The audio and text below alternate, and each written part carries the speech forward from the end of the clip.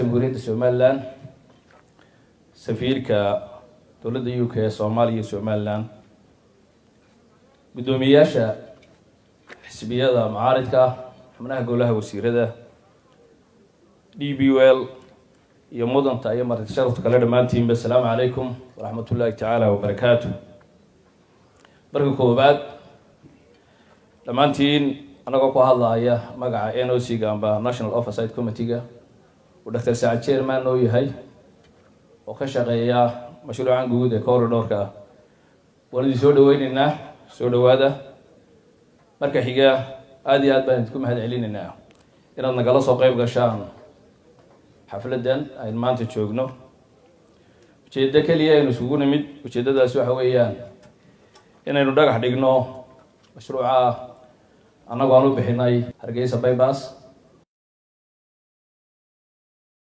سفيرك دولة إنجليز runtii haddaan dib ugu yar noqdo inta badan mashruucan Berbera corridor oo u qaybsan 4 component amba 4 waaxood qaybta koobaad waxa weeyaan in la hormariyo dekedda Berbera waxay loo maalgeliyay horumarinta DBL qaybta labaad waa wadada from Berbera to Wajaale oo iyagana jecel lahay imika aynu gacanta ku hayno qaybta saddexaad waa qaybta tamarta oo inaynu wadaagno Ethiopia iyo Somaliland electricity interconnectivity qaybta afraadna waxa weeye qaybta telecommunication-ka waliba gaar ahaan fiber optic-ga inaynu iska kaashano dowladda Ethiopia iyo dowladda Somaliland marka runtii afarta qaybood inta badan corridor-ku uu yahay ma aha wada kaliya haddii aan u soo noqdo wadadu waxay u qaybsan tahay 6 qaybood 5 qaybood oo kamid ah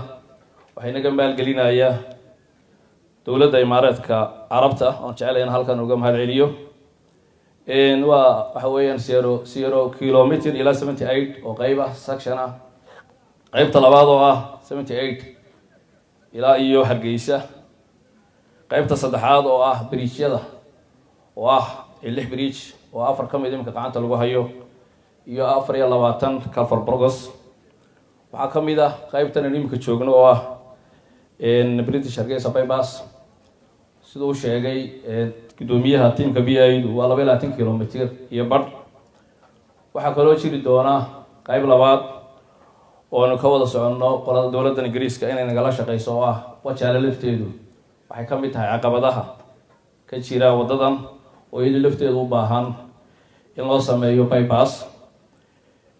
runtii koska loo allocate gareeyay amba loogu talagalay wuxuu ahaa marka hore 21 milyan, halkan waxaynu ugu talagalnay 17 milyan. qaybtaa wajaalana haddaanu imaanin imika waxaa inta badan jira waxoogaa variation ah oo qoladan la dalbanayo, laakiin qorshe wuxuu ahaa in la dhiso qaybtaa kale ee wajaale oo iyaduna ay noqon doonto sida Hargeysa bypass oo kale magaaladu maadaama ay saxmad tahay xagga traffiga in la sameeyo. waxaa kaloo jira qaybta Kalabaydh iyo wajaale oo iyada lafteedu ka mid ah lacagta la bixiyey. waxaa imika insha allahu daraasad lagu bilaabi doona qaybta Hargeysa iyo wajaale iyo Hargeysa dhexdeeda oo insha allahu jecel dowladda Imaaraadku inay inaga caawin doonto mustaqbalka dhow. mudane madaxweyne, waxaan jecelahay inaan halkan ka xuso una mahad celiyo dadweynaha Somaliland guud ahaan iyo caasimadda. muddadii aan hawsha gacanta ku haynay waxaa dadka Somaliland ay ku tabaruceen in ka badan 1736 balood oo dhul ah oo ay waddadu martay, oo markaa la qiimeeyo noqon karaa ku dhawaad 17 milyan oo dollar marka aynu ku dhufanno welibana lacagta ugu hooseysa 10 kun oo dollar. dadkeenu ama dadka reer Somaliland way ka qayb yihiin imika mashruucan. qof la siiyay magdhow amba compensation la siiyay ma jirto. waxaan jecelahay madaxweyne inaan halkan uga mahad celiyo dowladda hoose oo qayb weyn ka qaadatay inay hawshaasi noo suurto gasho, oo qayb ka ahayd inay aasaan qaybtii West Damkii nagala qayb qaatay xabaalo waddadu ay ku beegantay oo 3 meelood ahaa sidii loo saari lahaa. waxaa kaloo jecelahay inaan halkan uga mahad celiyo tiimka PIU-da oo runtii si hagar la'aan ah hawshan qayb uga ah. waxaan kaloo jecelahay in halkan uga mahad celiyo dowladda Ingiriiska oo leh maalgelinta mashruucan.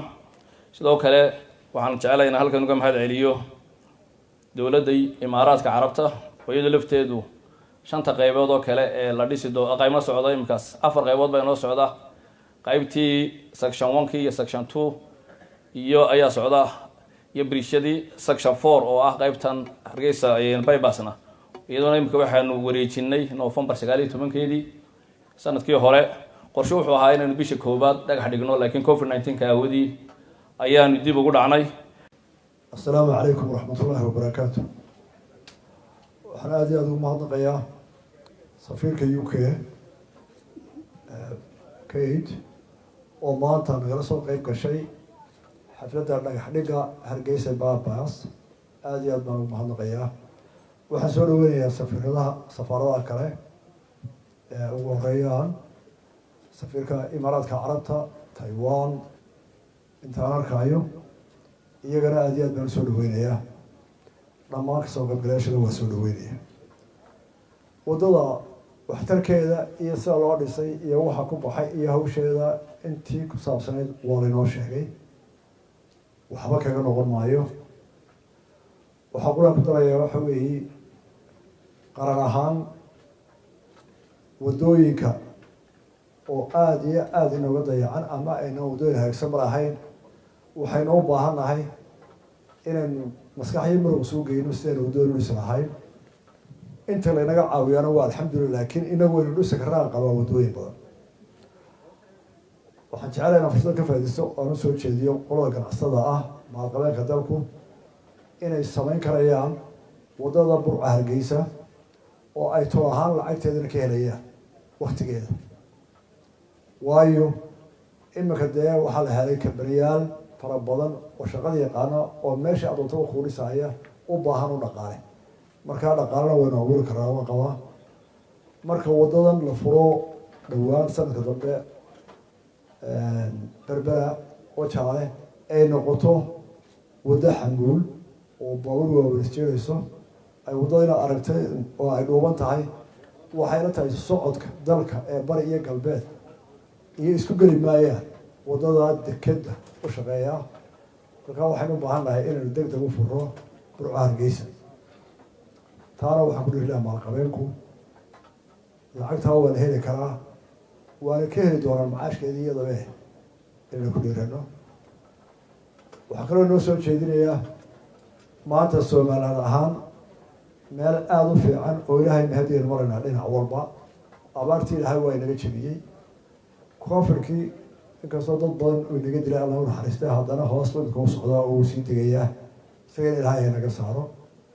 qaran ahaan nabadgelyaynu qabnaa oo odaynu ku jiraa inaynu madaxdaynu doorano oo tallaabo weyna isu soo dhawaansho iyo dadkii wada shaqeyn waxyeelanaya sii kordhisa maalin maanta ka dambeysa. marka waxaan leeyahay dadka ummaddu ay madaxda ka dhigteen ee siyaasi leh, ee sheekh leh, ee baacimister leh, ee nin aqoonna leh, ee mid lahageliyana waxaa loo baahan yahay inay dadka midaynta iyo isku kalsoonaanta iyo horsocodka u dhiriyaan.